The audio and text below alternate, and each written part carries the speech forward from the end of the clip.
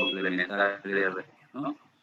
Entonces, en cuanto a la neurocisticercosis, tenemos que distinguir los tipos de lesiones en primer lugar, ¿no? Sabemos que fases dentro de cercosis, ¿no? Fase vesicular, fase coloidal, fase calcificada, y que las fases iniciales son fases viales, inclusive se puede apreciar el excólex dentro de la lesión de tipo quística, mientras que conforme el tiempo, es decir, si ser viable, tiende a calcificarse, lo cual no quiere decir que necesariamente va a ser asintomático. A veces este calcificado actúa como una fuente irritativa que promueve la aparición de convulsiones. Es posible que se localice en las cisternas, una cisterna basal o del espacio subaracnoideo, y que puede generar obviamente fenómenos obstructivos, ¿no? Comprimirlos el líquido cefalorraquídeo y generar hidrocefalia, ¿no? Y esto obviamente requiere un manejo más bien quirúrgico. Chicas que presentan los diferentes síndromes asociados a la neurocisticercosis, uno de los principales característicos son el síndrome convulsivo. Bueno, si la convulsión se repite, ya hablaríamos de una epilepsia sintomática, porque está originada cuadro orgánico y la cefalea, ¿no? Que particularmente se caracteriza porque está incrementada con pico y muchas veces tipos comunes, tipo paracetamol, por ejemplo, no la alivia, ¿no? Entonces, una característica que hace presumir que la etiología relacionada con esta parásito. En estos casos, principalmente la localización es parenquimatosa o parenquimal de la G, ¿no? En cuanto se refiere a otras localizaciones, obviamente en el caso de que,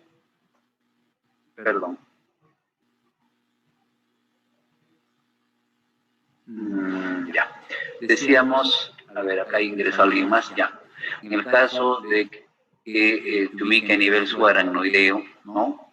Intraventricular, se va a generar el síndrome de hipertensión intracraniana con sus molestias, ¿no? Con sus síntomas característicos. Por otra parte, hay que tener presente que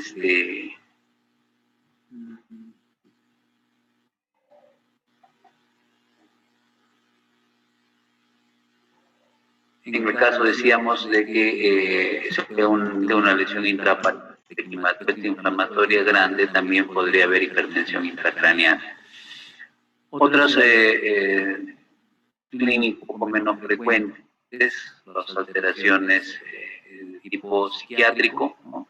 Los compromisos meningios, que sugieren un compromiso que puede ser importante, sobre todo si el número de cisticercos es grande, generan una reacción inflamatoria donde está el uso de los fármacos, y pueden haber algunos signos también de focalización en los pacientes. En cuanto al flujo de manejo, hay que primero evaluar pues de la clínica, ¿no? Respecto de la epilepsia, las que hemos mencionado, o algunos síndromes. Hacer el manejo sintomático adecuado involucra hacer el control de las convulsiones, ¿no? Controlar el dolor, los diuréticos osmóticos, presión intracraneana, y luego la idea sería recurrir a la neuroimagen, ¿no? Para tratar de determinar con precisión el problema justamente de una neurosis.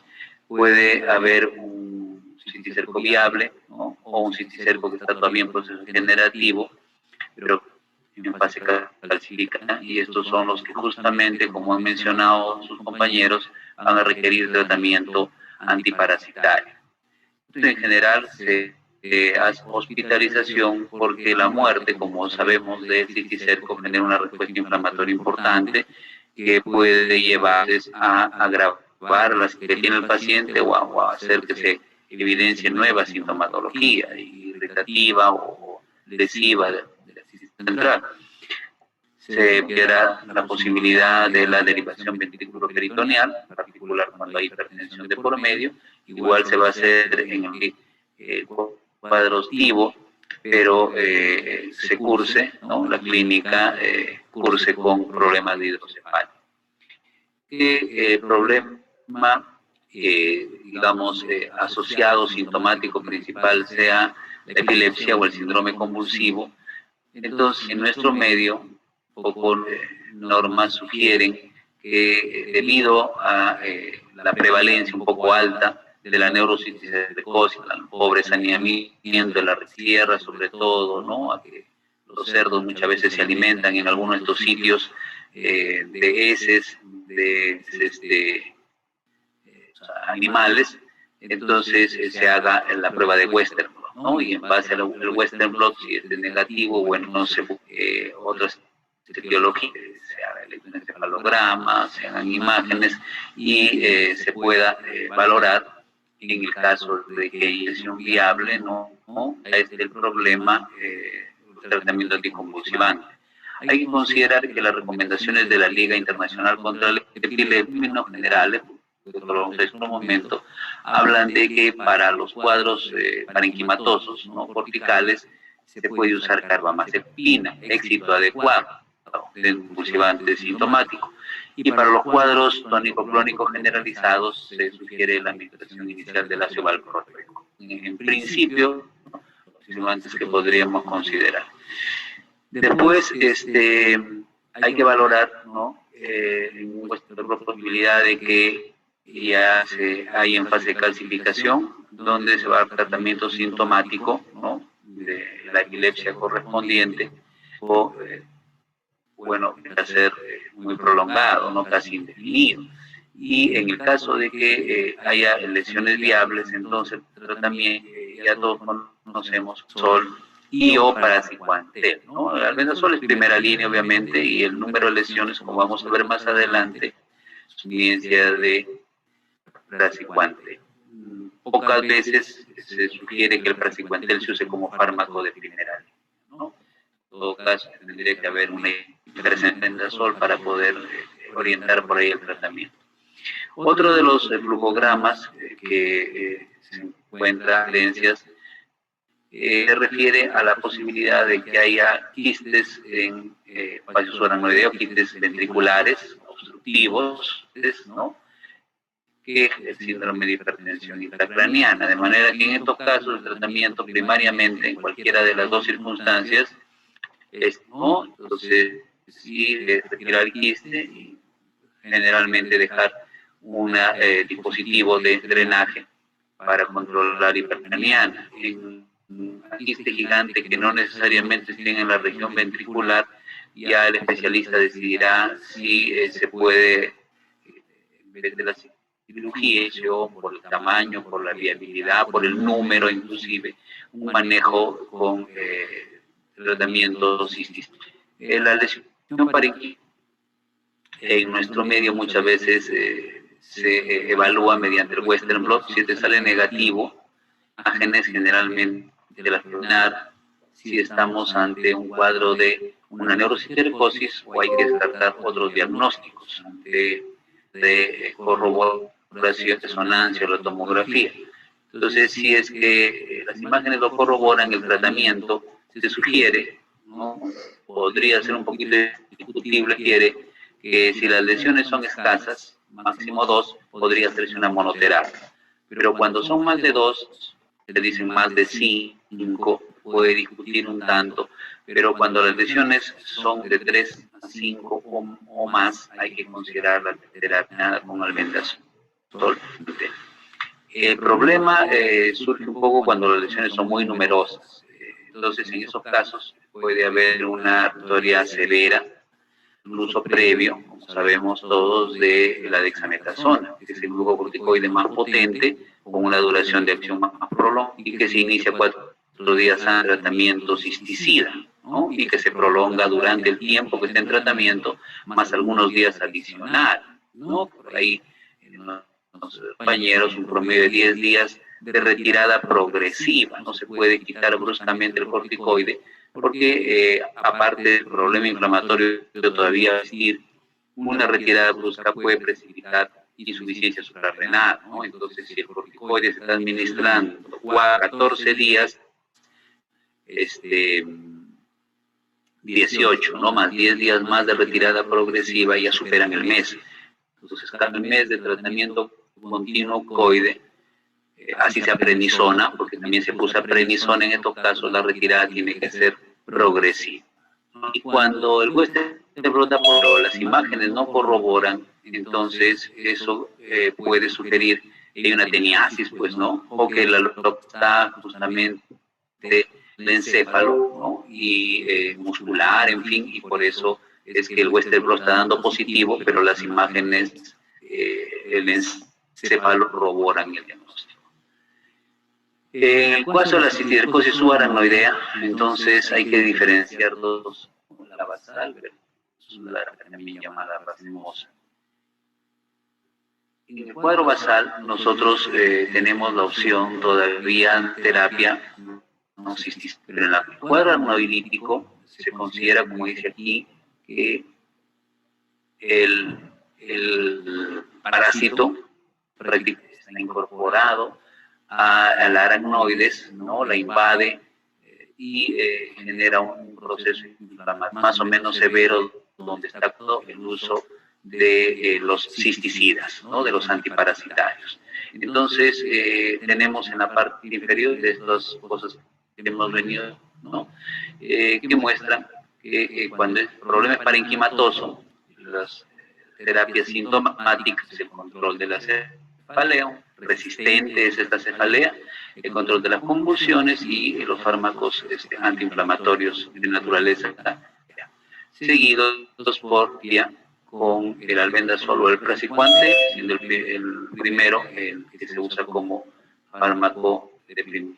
Cuando el problema es uno, entonces tenemos dos posibilidades: que quiste ocupe las cisternas basales, esté generando un proceso de aracnoide. En el primer caso, entonces hay siempre que considerar la reducción de la presión intracraniana, ¿no? Lo cual se puede hacer invasiones, ¿no? Fármacos de naturaleza esteroidea, y si está considerado el tratamiento con el cisticida. Entonces, el aracnoidismo se hace de forma sintomática, ¿no? Se puede controlar la hidrocefalia con la derivación correspondiente, pero no están ilmínicos, ¿no?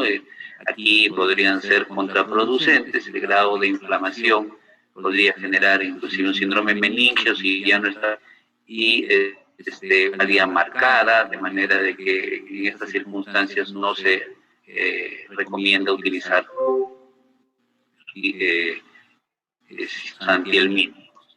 Y en el cuadro intraventricular, el tratamiento primario obviamente es el control de la hidrocefalia, la los esteroides, puede haber también procedimientos quirúrgicos para retirar el cisticerco, y si se pueden el albendazol y el praziquantel.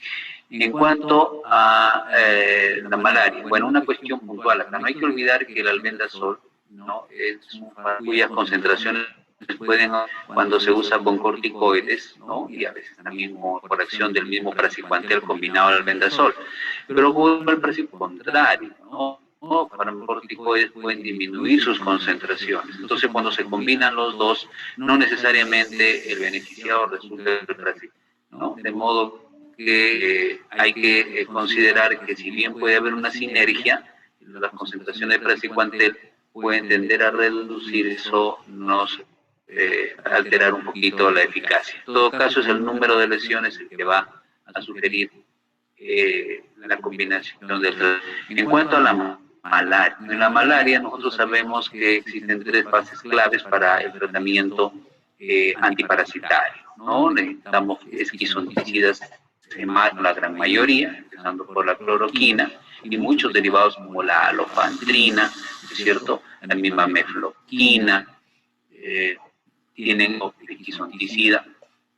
Pocos tienen efecto gametocitocida, y ahí resalta el papel de los derivados del artemisino, el artemeter, que se usa más, y el artesunato que usamos nosotros, que es un medicamento muy interesante, que tiene efectos importantes a este medicamento. Por ahí maquina también. Y finalmente, a nivel tisular, ¿no? A nivel esquizonticida tisular, ¿no? Que va a actuar de manera relevante la primaquina, ¿no? Por ahí la importancia, entonces, sabemos siempre de antiparasitar su acción a este nivel.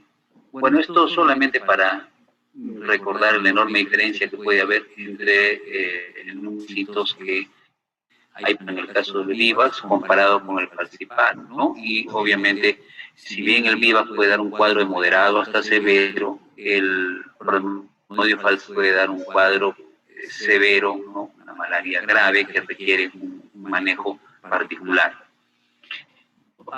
Las características, la cloroquina, pues, es uno de los más utilizados, más antiguos, típico en el tratamiento del Plasmodium vivax, el aumento de la incapacidad del Plasmodium de metabolizar este pigmento, ¿no? Que proviene de la hemoglobina, que tiene efectos tóxicos de la acción de la cloroquina. En cuanto a sulfauxina con pirimetamina, sí tenemos, no es un fármaco que usemos con mucha frecuencia, preferible. Es una de la sulfaida diaminopirimidina, que sabemos que interviene en la síntesis del ácido fólico, ¿no? Por ahí es poco interferente metabólica por una sinergia de dos pasos sucesivos, ¿no? Bueno, quinina, mefloquina, tienen mecanismos de dos, ¿no? Alteran el metabolismo de la hemoglobina, generan radicales libres, ¿no? Alteran un poco la cadena respiratoria.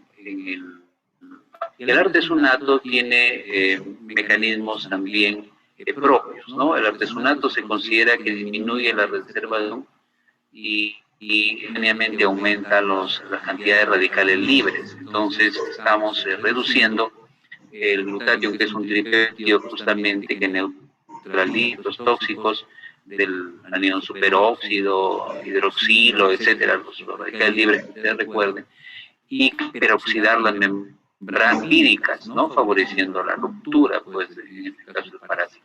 Y se ha encontrado que también el artesunato podría a una ATPasa dependencia, ¿no? La disponibilidad de ATP reducida también reduce la viabilidad del parásito. Es un medicamento muy interesante, además tiene un efecto GAP-SIDA que lo hace inclusive más valioso, ¿no? Más valioso.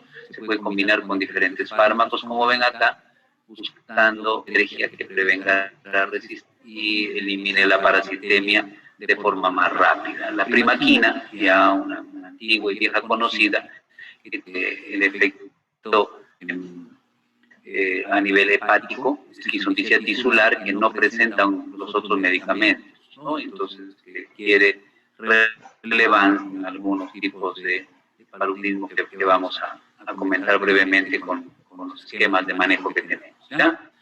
Acá hay muchos datos y son, entonces, como les decía el día lunes a sus compañeros, de intención es que se memoricen estos valores. Lo que queremos resaltar, tengan ustedes presente, son dos variables, tanto en cloroquina como en mefloquina, que son la vida media y el volumen de distribución. El resto, un poco le vamos a preguntar las cantas, obviamente, pero sí queremos que noten ustedes que la vida media de eliminación de la cloroquina, o sea, el tiempo para que la concentración se emita, ¿no? 108 y 291 horas. ¿No? ¿Se dan cuenta ustedes? O sea, que necesitamos más de una semana para que la médica de la cloroquina baje. Eso es importante. Nos habla de un efecto prolongado, ¿no? De un fármaco muy antiguo, pero todavía útil para el, ¿no? Bolito, ¿no? También está cerca por ahí en términos de vida media eliminación. Y el otro aspecto es el volumen de distribución. Que penetramos, ¿no? Entre ellos, obviamente, los eritrocitos, pero tiene una penetración tisular alta. Entonces, cuando el volumen de distribución es mal, nos está diciendo que el medicamento se queda muy poquito en la sangre y casi todo pasa a acumularse a los diferentes tejidos. Entonces, miren, un volumen de distribución dice de 262 litros por kilo. Recordarán ustedes que hemos visto en algún momento hablamos de estas definiciones. ¿Cómo vamos a meter 262 un kilo de nuestro cuerpo posible, ¿no? Es un volumen, como sabemos, aparente. Cuanto más alto sea, quiere decir que el medicamento pertenece del suero es en nanogramos en nuestro suero, son altas pero en nanogramos, y la gran mayoría del medicamento se acumula en tejidos periféricos. Es beneficioso, no sobre todo por su acumulación intraeritrocitaria, pero también eso puede darse en otros tejidos, ¿no? Floquina, lo mismo, la vida media, miren, ya no son horas, ¿eh? La vida media de eliminación son días, ¿no? 19, de manera que estos medicamentos tienden a acumularse en nuestro organismo, a retenerse mucho tiempo ahí, a estar circulando en la sangre y tejidos, ¿no? Ahí en un dinámico, y tratar de esa manera, estar en ida y vuelta, tratar de erradicar al parásito, ¿no? La mefloquina tiene un volumen de distribución más grande todavía, ¿no? Sobre todo dependiendo un poco de la dosis que se usa para profilaxis, no de la misma que para tratamiento. La dosis de mefloquina en profilaxis puede llegar a 1460 litros por kilo, es una enormidad. Y en el tratamiento, sí, 1 litro por kilo, una cantidad un poco menos. Entonces, esas dos variables, respecto de cloroquina y mefloquina, quisiéramos que las características. En cuanto se refiere a la primaquina tiene un volumen de distribución grande, ¿no? Que es el hepático, no es claro el caso anterior, pero es un volumen de distribución también que multiplica varias veces, ¿no? Varios litros en este caso, sobre todo a nivel. Y tiene la segunda característica relevante, que es el área bajo la curva. Saben que el área bajo la curva es la suma de las séricas, ¿no? Concentraciones séricas en una unidad de tiempo. Aquí lo están midiendo en 1 hora. Entonces, el área bajo la curva es grande, incluso su metabolismo es más grande todavía. Entonces, hay un periodo de tiempo más o menos largo durante el cual hay concentraciones séricas de la primaquina. Si a eso le agregamos efecto hepático, tenemos un medicamento también muy interesante. Y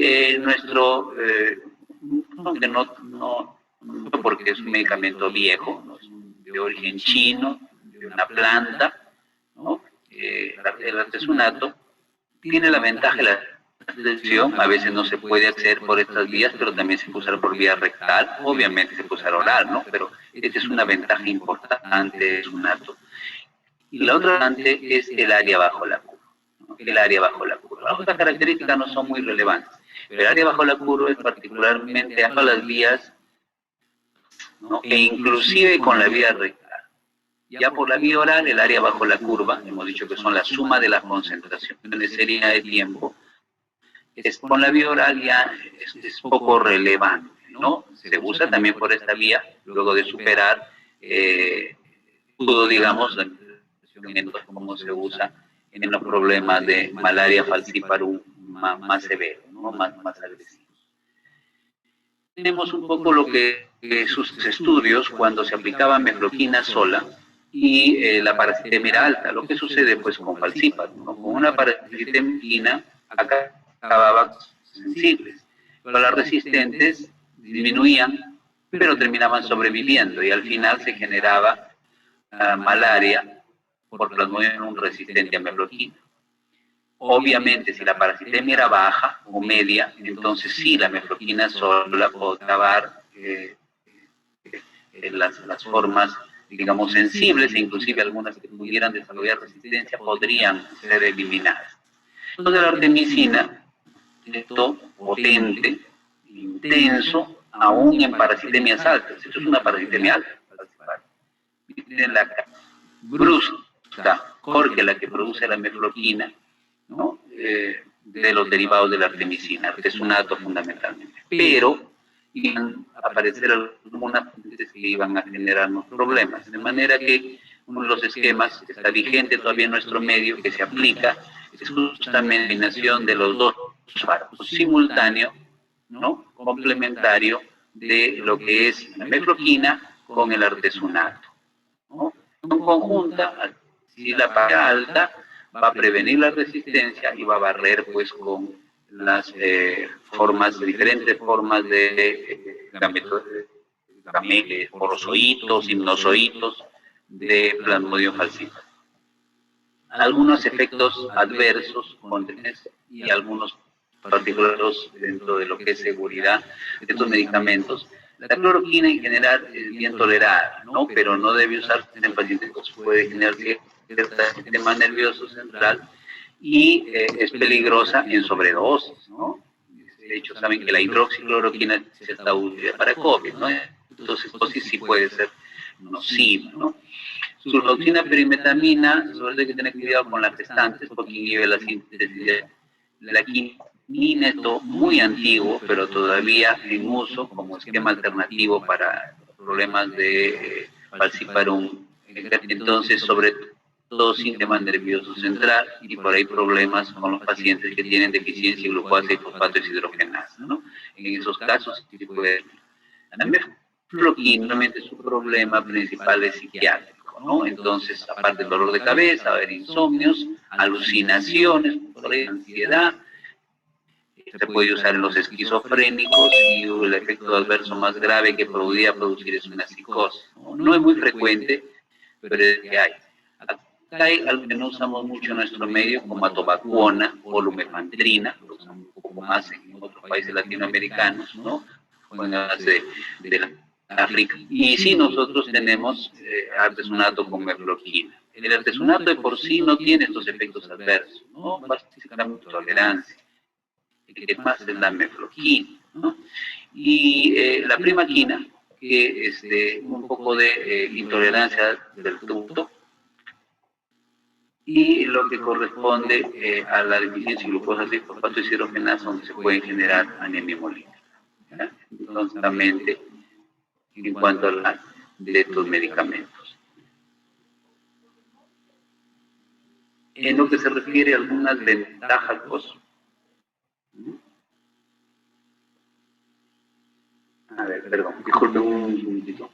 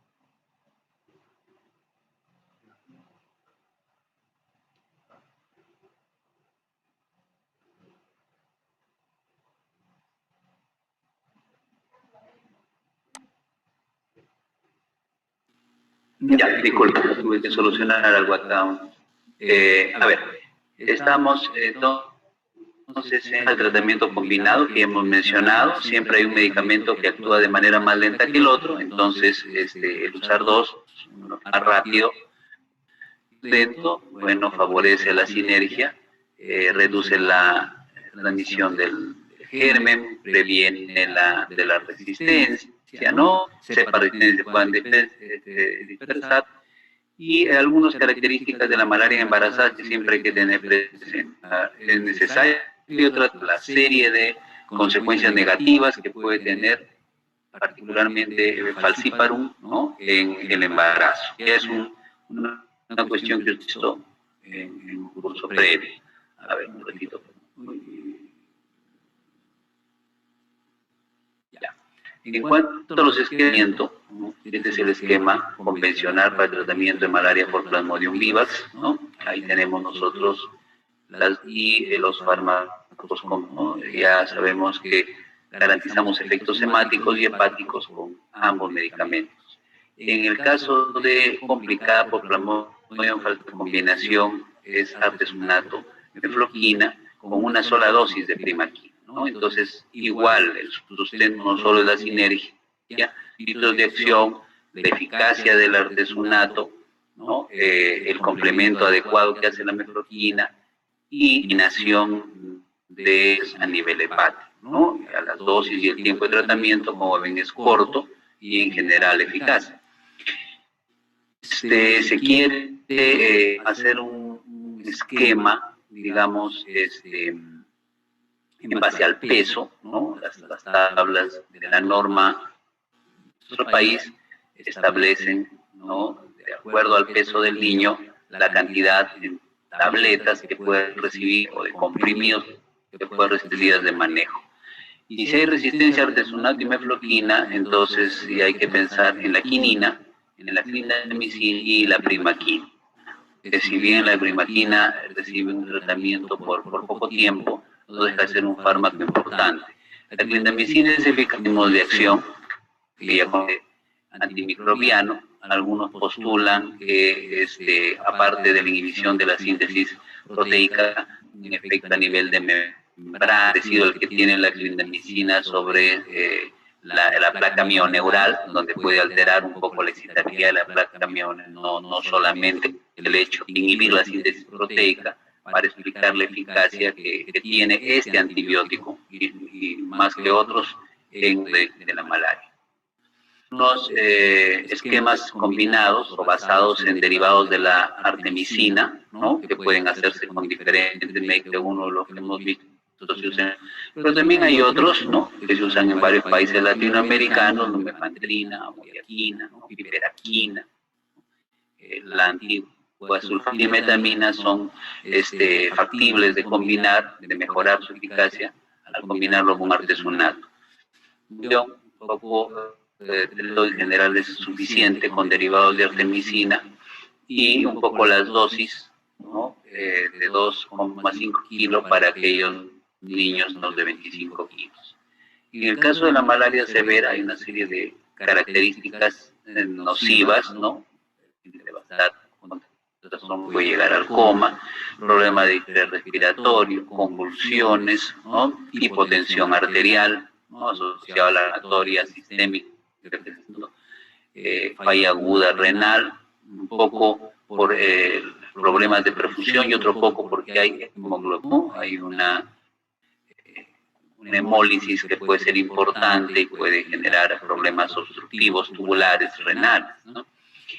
La anemia, también es un dato relevante, ¿no?, la falla renal secundaria a los problemas que estamos mencionando y las evidencias de hepática. Entonces, algunos de los criterios de gravedad, ¿no?, y un poco la significancia. Se puede discutir que la hipoglicemia es menor, ¿no?, y en términos generales el límite es 50, ¿no? Para los americanos son un poquito más, piden para la hipoglicemia era 45, pero el término medio razonable es 50, pues no por debajo de 50 y hablamos de hipoglicemia, no a 45.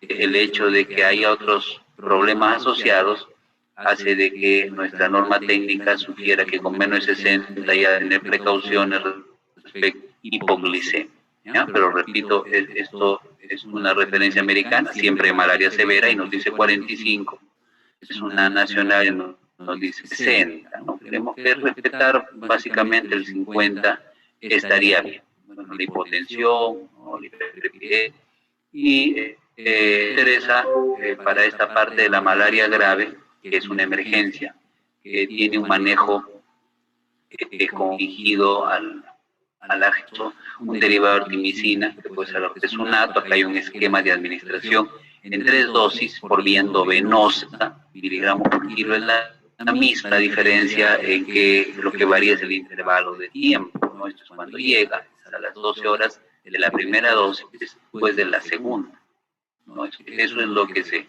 postula, como saben ustedes también en el programa. Una alternativa puede ser 100 micina, pero con clindamycin, o sea, ya el adicional del fármaco con acción hepática, ¿no? Importante que el ARTES que va a administrarse diluido en dextrosa. ¿Ya? Es lo adecuado, no en cloruro, sino en dextrosa. Eso es un punto a tener presente. Otro es que una vez que la vía operado, entonces se puede pasar a la administración por esta vía hasta completar la semana de tratamiento.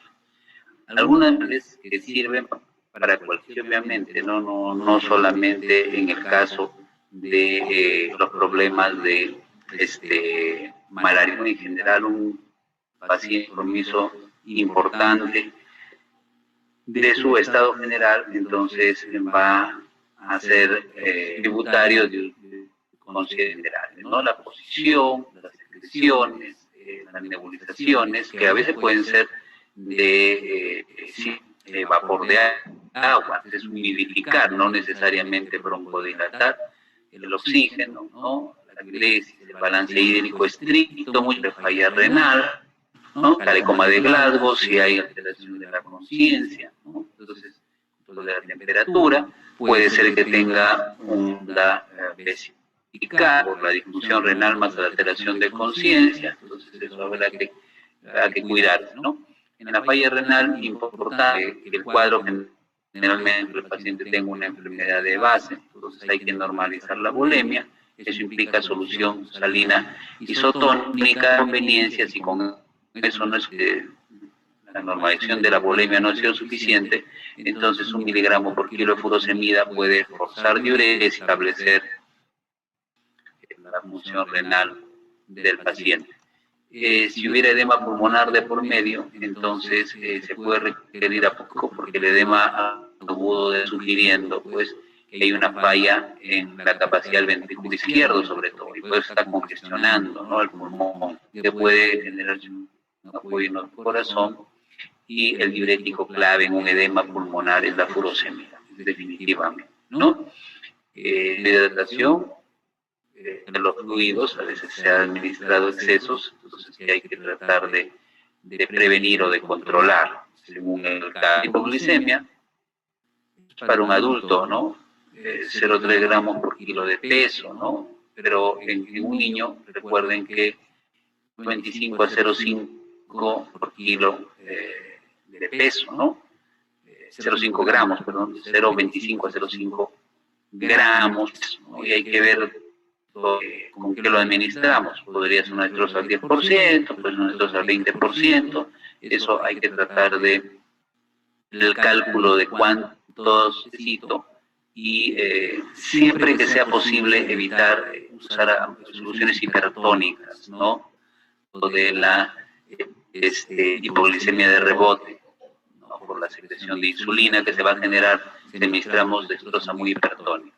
Eso en general, ¿no? Pero sí, si no hacemos el cálculo, no lo sabemos hacer, se podría usar dextrosa al 33, ¿no? Siempre y cuando luego se manda una perfusión cosa para evitar, como hemos dicho, la hipoglicemia de rebote, ¿no?